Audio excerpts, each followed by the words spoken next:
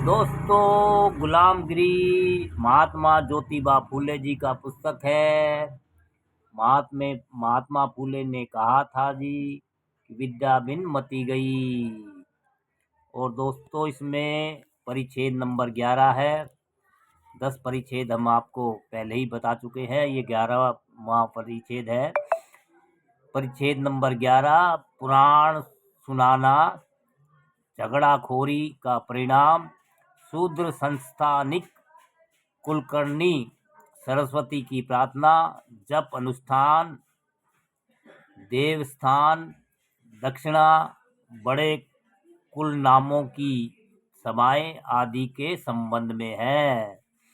गोंडीबा, यह बात पूरी तरह सच है कि इन अधर्मी मदारियों के झगड़ालू पूर्वजों ने इस देश में आकर यहाँ के हमारे आदि पूर्वजों को पराजित किया और गुलाम बनाया। फिर अपनी बाहुओं को प्रजापति बनाया और चारों ओर दहशत फैलाई। यदि अपने पूर्वजों ने ब्राह्मणों के पूर्वजों को पराजित किया होता, तब अपने उन पूर्वजों ने बाहुओं का लिंग बनाकर ब्राह्मणों के पूर्वजों को अपना गुलाम बनाने में क्या कोई संकोच किया होता? ज्योतिराव, कोई ब्राह्मण ने मंदिरों में रात रात बैठकर पूजा अर्चना की, शूद्रों को दकियानूसी बातें बताकर अंग्रेजों के प्रति नफरत पैदा की। इससे उन्होंने इस देश में जाति ही की है या नहीं? गोंडीबा, क्या इतना?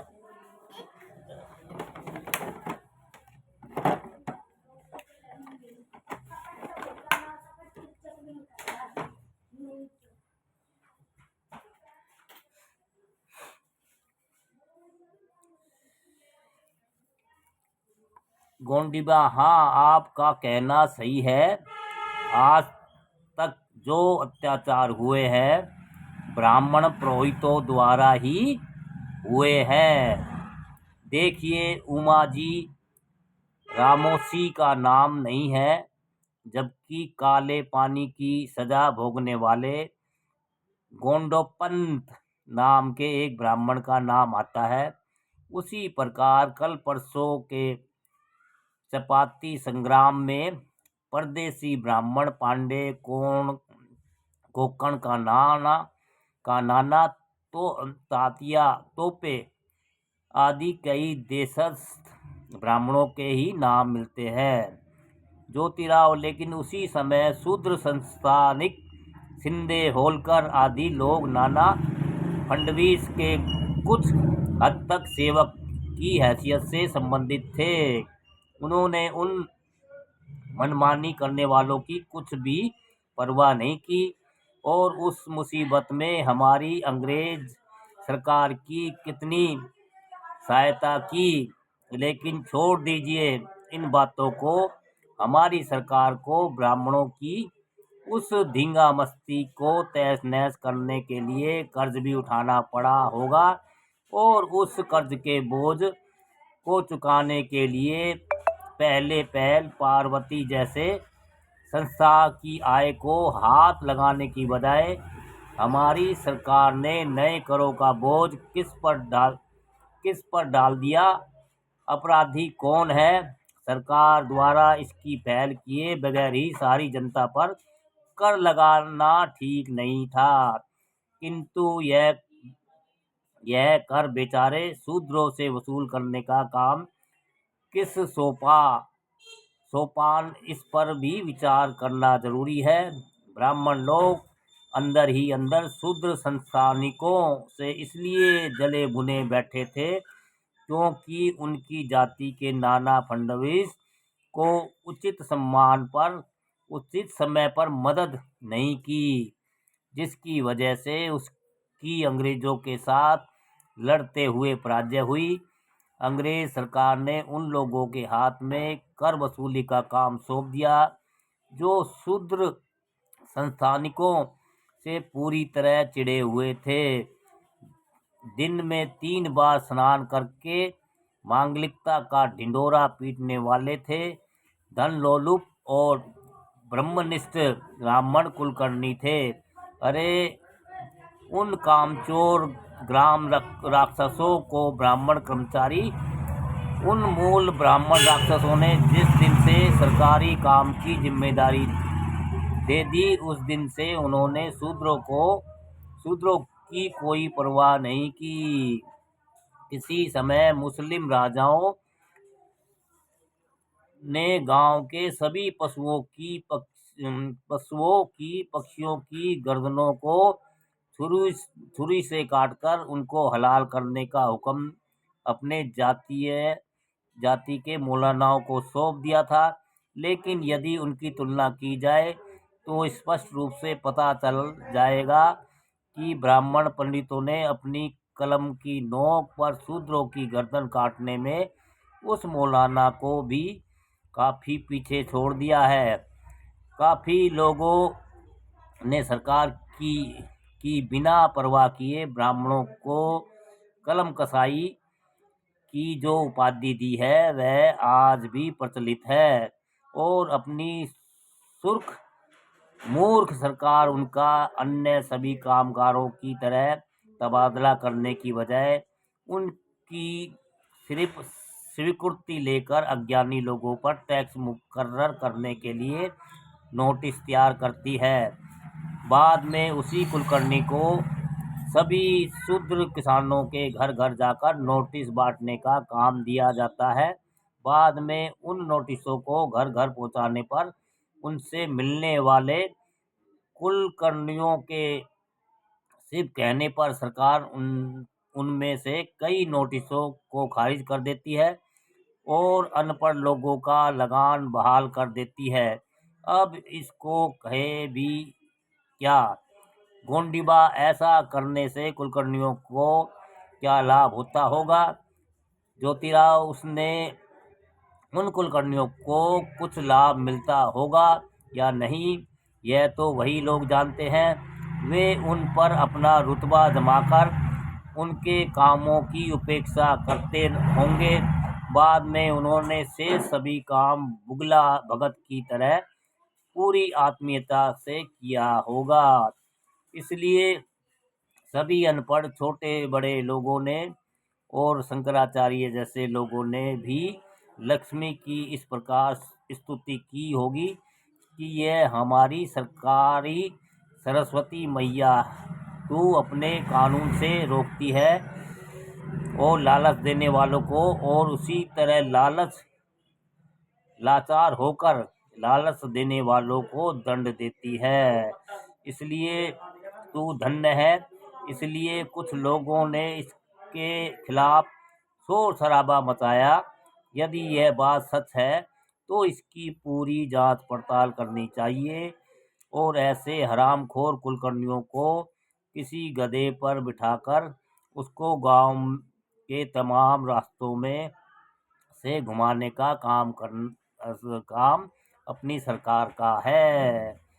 गोंडीबा सुनिए, ब्राह्मणों ने ये जो टेढ़ी मेढ़ी हलचल शुरू की थी, उसको कुछ बुद्धिमान गृहस्थों ने अब अच्छी तरह पहचान लिया है और उस बली राजा के अधिकारियों को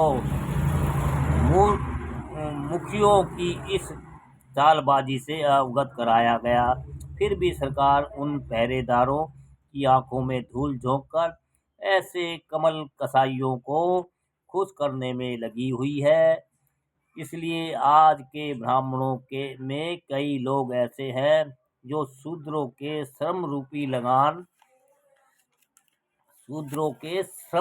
लगान की वजह से बड़े बड़े विद्वान हुए हैं, लेकिन ब्राह्मण शूद्रों का किसी भी तरह उपकार नहीं मानते, बल्कि उन्हें शूद्रों को अपनी पिस लग्गू बनाने की इच्छा से उन्हें के मुंह से यह कलवाया कि उन्होंने सादाबल के लिंग पिंड के आगे या पीछे बैठकर ब्राह्मण पुरोहितों द्वारा जप अनुष्ठान करवाने की वजह से इस साल वर्षा हुई और महामारी नहीं फैली।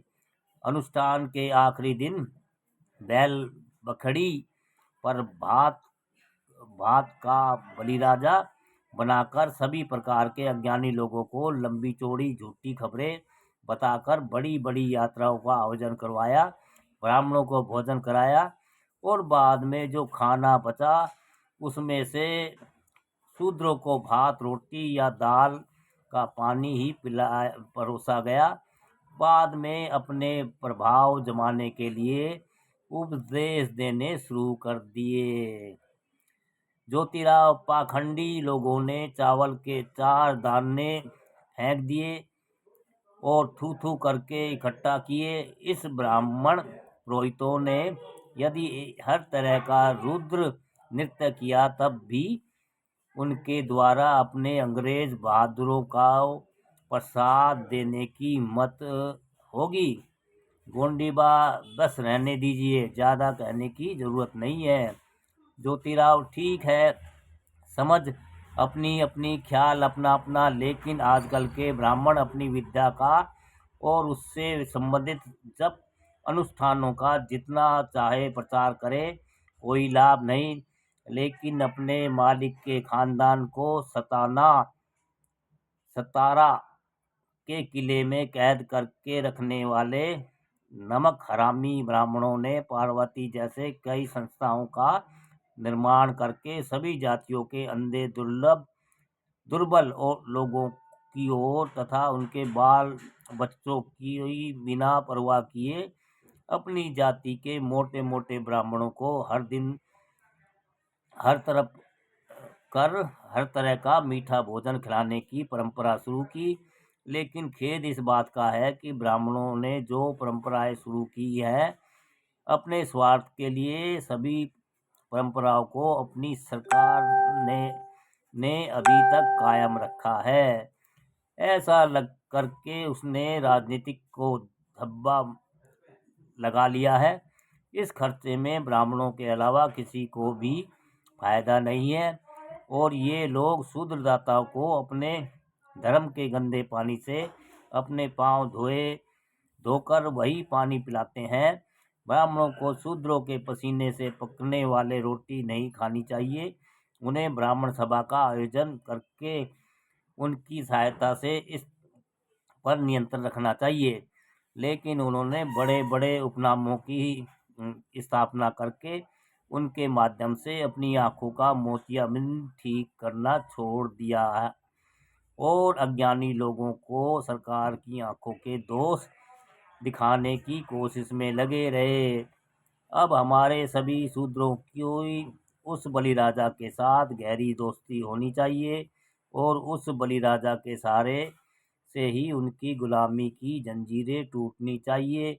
ब्राह्मणों की गुलामी से शूद्रों की मुक्ति के लिए अमेरिका और अंग्रेज भाइयों के साथ जो दोस्ती होने जा रही है, उसमें उनको कुछ दखलंदाजी करने की कोशिश नहीं करनी चाहिए। अब हमें अपनी उनकी गुलामी से मुक्ति चाहिए। दोस्तों, परिच्छेद नंबर 11, गुलामगिरी, महात्मा ज्योतिराव फुले जी की पुस्तक से था ये। दोस्तों, हमारी जानकारी आपको कैसी लगी? वीडियो को लाइक कमेंट शेयर भी करते रहिए, हौसला बढ़ाते रहिए दोस्तों। जय भीम, नमो बुद्धाय।